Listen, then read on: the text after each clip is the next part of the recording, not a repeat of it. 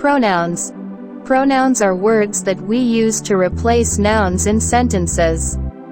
They make our language more efficient by allowing us to refer to people, things, or ideas without having to repeat the same noun over and over again. Pronouns help us avoid sounding repetitive and make our sentences flow better. Here are some examples of pronouns. Personal pronouns. These are pronouns that replace specific people or things. They can change based on whether we're talking about the person speaking, the person being spoken to, or the person, thing being talked about. He, John, is my friend. He likes to play soccer. She, Lisa, is my sister. She loves to read. They, the team, won the game. They celebrated their victory. Possessive pronouns.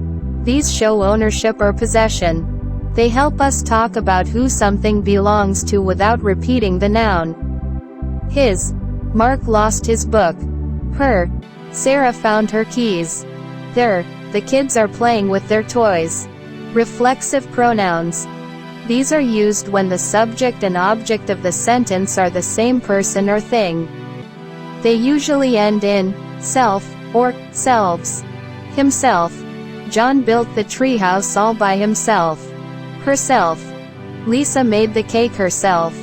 Themselves. The students organized the event themselves. Demonstrative pronouns. These point to specific things or people in a sentence. This. I like this painting. That. Look at that bird in the sky. These. I want to buy these shoes. Interrogative pronouns. These are used to ask questions. They help us gather information. Who is coming to the party?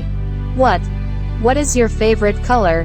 Which book do you want to read?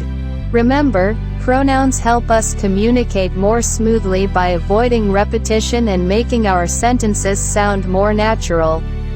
As you continue learning, you'll discover more types of pronouns and how they work in different situations. Sunwheel Academy content is prepared by Chakra.